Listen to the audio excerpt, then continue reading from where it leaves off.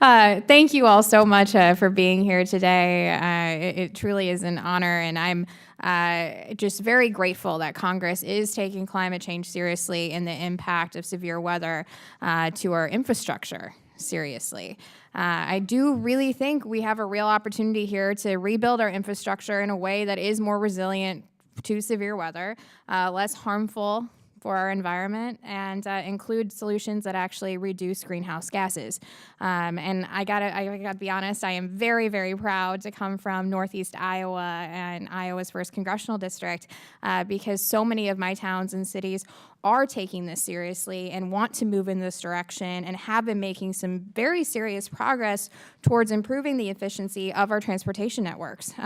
Waterloo is one city in my district that's done great work, recently launching a mobile app trying to make transit more accessible and a more viable option for folks. You've got Dubuque, where I'm from, that's been partnering with IBM, really, making great strides, both collecting data through smartphones where folks can opt in and make sure that we have the most up-to-date data of, where we need some help in our transit system, making, streets more accessible, what's in need of repair, a bunch of different issues. So excited to see that partnership developing, and I'll tell you, because of these partnerships and some of the stuff that my district is working towards, it has created a very interesting conversation in Iowa 1 about making sure that we are doing more using technology, and when we are investing in infrastructure, making sure we're doing it in a sustainable way. So I would love to hear from this panel on intelligent transportation systems, and specifically, how can we use new technologies to reduce congestion and therefore reduce greenhouse gas emissions? What are you guys seeing on the state and local level? What programs are worth expanding, and then what can be scaled up on the federal level so that we can make sure every community can benefit? Let me start. I have such a long list.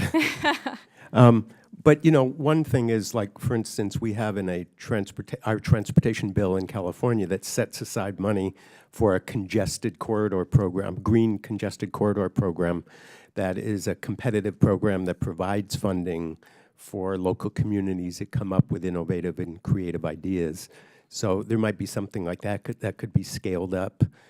I want to note also that at the end of the day, we've seen a tremendous increase in vehicle miles traveled, and a big part of that is because people are traveling by themselves.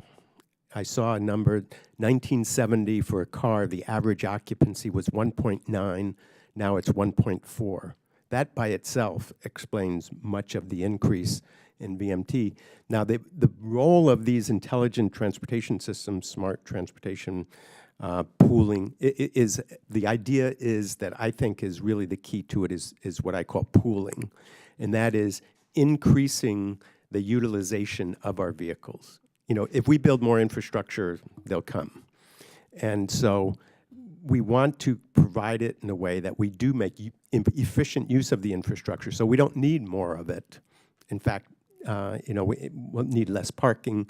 And as we move, so one of the ideas is to encourage services like Uber Pool or Lyft Share or Via, and also in connecting them with transit, so the transit does what it does well, Maine, where it serves line haul, dense corridors, but we create these services that will provide better mobility and better accessibility, even for relatively low density areas. We have the tools now. We didn't have them 5 or 10 years ago.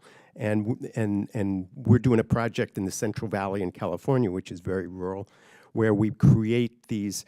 They start out as car sharing, but people can take the cars and use them to transport other people, and it creates jobs, and it improves accessibility for all those people that don't have easy access to high-quality vehicles. Great. Thank you so much. And Madam Chair, I yield back.